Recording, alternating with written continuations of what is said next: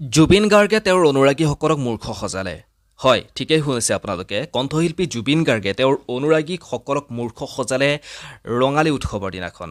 ৰঙালী অনুষ্ঠান যিদিনাখন খানাপাৰাত পাতা হৈছিল, সেইদিনাখন তেওঁৰ যিসকল অনুৰাগী আছিল, যিসকল অনুৰাগীয়ে জুবিনৰ সংগীতানুষ্ঠান চাবলৈ আহিছিল, প্ৰত্যেকজন অনুৰাগীকে জুবিন গাৰ্গে সেইদিনাখন মূৰ্খ সজাইছিল। কিন্তু কোনো এজন অনুৰাগীয়ে জুবিন গাৰ্গৰ সেই চালাকী বুদ্ধিৰ কথা গমেই পোৱা নাছিল। আচলতে কেনেকৈ জুবিন গাৰ্গে তেওঁৰ অনুৰাগীসকলক ৰঙালী অনুষ্ঠানৰ দিনাখন মূৰ্খ সজাইছিল, এই প্ৰতিবেদনত মই আপোনালোকক সম্পূৰ্ণ তথ্যখিনি দিবলৈ চেষ্টা কৰিম। আশা কৰিছোঁ এই প্ৰতিবেদন আপোনালোকে আৰম্ভণিৰ পৰা শেষলৈকে চাব।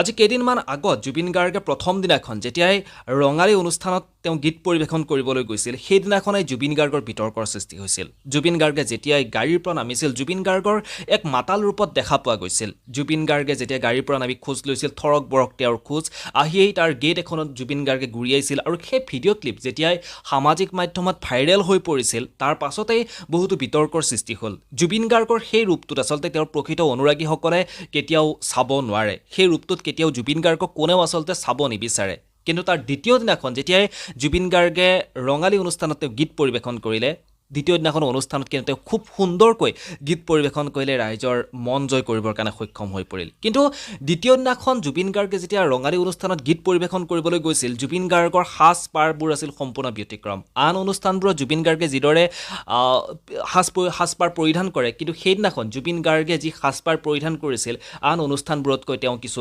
ব্যতিক্ৰমকৈ পৰিধান কৰিছিল। সেইদিনাখন জুবিন গাৰ্গে এজন অন্ধ ব্যক্তি হিচাপে সেই অনুষ্ঠানত গৈ তেওঁ গীত পৰিৱেশন কৰিছিল আৰু নিজেও অনুষ্ঠানৰ মাজতে কৈছিল, মই আজি অন্ধ হৈ আছোঁ বুলি। কিন্তু দৰ্শকসকলে বুজিয়েই পোৱা নাছিল আচলতে সেই অন্ধ ব্যক্তিজনৰ আঁৰত আছিল এক ডাঙৰ ৰহস্য। তেওঁৰ যিসকল অনুৰাগীসকল আছিল, অনুৰাগীসকলে জুবিনৰ সংগীতানুষ্ঠান খুব সুন্দৰকৈ উপভোগ কৰিছিল। কিন্তু জুবিন গাৰ্গৰ আশে পাশে ঘূৰি আছিল কিন্তু কেইবাটাও কেমেৰা। সেই কেমেৰাকেইটাত আবদ্ধ হৈ আছিল জুবিন গাৰ্গে কৰি থকা নতুন ছবি ৰৈ ৰৈ বিনালে ছবিখনৰ শ্বুটিং। আৰু ৰৈ ৰৈ বিনালে ছবিখনত জুবিন গাৰ্গে এক অন্ধ ব্যক্তিৰ চৰিত্ৰতে ৰূপায়ণ কৰিছে। তাত এটা গীত আছে, সেই গীতটোৰ শ্বুটিঙৰ বাবে সেইদিনাখন ৰঙালী সেই অনুষ্ঠান, যি অনুষ্ঠান পতা হৈছিল, সেই অনুষ্ঠানতেই শ্বুটিং আৰম্ভ কৰিছিল, জুবিন গাৰ্গক কেপচাৰ কৰিছিল। লগতে যিসকল অনুৰাগীয়ে জুবিন গাৰ্গৰ অনুষ্ঠান সেইদিনাখন চাই আছিল, তেওঁলোককো কিন্তু সেই কেমেৰাকেইটাৰে কেপচাৰ কৰা হৈছে। আচলতে সেয়া ৰৈ ৰৈ বিনালেৰ শ্বুটিঙৰ বাবেহে সেই কেমেৰাকেইটা ব্যৱহাৰ কৰা হৈছিল। বহু অনুৰাগীয়ে কিন্তু সেই কথাখিনি গমেই পোৱা নাছিল। আৰু যেতিয়াই জুবিন গাৰ্গৰ সংগীতানুষ্ঠান শেষ হ'ল, তাৰ পাছতে এই কথাবোৰ সামাজিক মাধ্যমত ভাইৰেল হৈ পৰিছে, তাৰ পাছত এই কথাবোৰ ইতিমধ্যে ওলাই পৰিছে। গতিকে সেইবাবে কৈছোঁ যে জুবিন গাৰ্গে তেওঁৰ প্ৰকৃত অনুৰাগীসকলক কিন্তু এইবাৰ মূৰ্খ সজাইছে ৰঙালী উৎসৱৰ দিনাখন। বাকী যেতিয়াই ছবিখন ওলাব, ছবিখন ওলোৱাৰ পিছত আচলতে হয়তো যিসকলে সেই ৰাঙলী অনুষ্ঠান চাবলৈ গৈছিল, তেওঁলোককো ক'ৰবাত সেই ছবিখনত দেখা পোৱা যাব।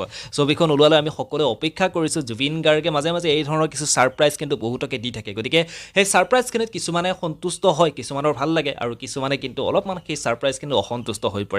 গতিকে আপোনালোকে নিশ্চয় প্ৰত্যেকজনে গম পালে আচলতে জুবিন গাৰ্গে কিদৰে তেওঁৰ অনুৰাগীসকলক ঠগিলে, সেই কথাখিনি নিশ্চয় আপোনালোকে গম পালে বুলি আশা কৰিছোঁ। আৰু এনেকুৱা প্ৰত্যেকটো খবৰ মই আপোনালোকক প্ৰতিটো মুহূৰ্ততে দি যাবৰ কাৰণে চেষ্টা কৰিম। আৰু এই প্ৰতিবেদন শুনি আপোনালোকে ভাল পালে, বেয়া পালে, সকলোবোৰ আপোনালোকে তলৰ কমেণ্ট বক্সত কমেণ্ট কৰি জনাবৰ কাৰণে একেবাৰে নাপাহৰিব। আৰু কণ্ঠশিল্পী জুবিন গাৰ্গক আমি কোনেও এক মাতাল ৰূপত কেতিয়াও চাব নিবিচাৰোঁ। যিহেতু প্ৰথম দিনাখন জুবিন গাৰ্গে অনুষ্ঠান পৰিৱেশন কৰিবলৈ যোৱাৰ সময়ত কিছু বিতৰ্কৰ সৃষ্টি হৈছিল, তেওঁক এক মাতাল ৰূপত দেখা পোৱা গৈছিল। গতিকে সেই ৰূপটোত আমি কোনেও চাব নিবিচাৰোঁ, সেই ৰূপটোত আমি কল্পনাও কৰিব নোৱাৰোঁ জুবিন গাৰ্গক। আশা কৰিছোঁ জুবিন গাৰ্গে অলপমান নিজক শুধৰণি কৰক, নিজৰ যতন লওক, আৰু অসমৰ গৌৰৱ হয় জুবিন গাৰ্গ সদায় এইদৰে অসমবাসীৰ বাবে তেওঁ সদায় জিলিকি থাকক, অসমৰ বাবে তেওঁ গৌৰৱ কঢ়িয়াই লৈ আহক। আৰু এই প্ৰতিবেদনৰ পৰা মই ইমানতে বিদায় লওঁ। পুনৰ লগ পাম নতুন কিছু খবৰেৰে। ধন্যবাদ।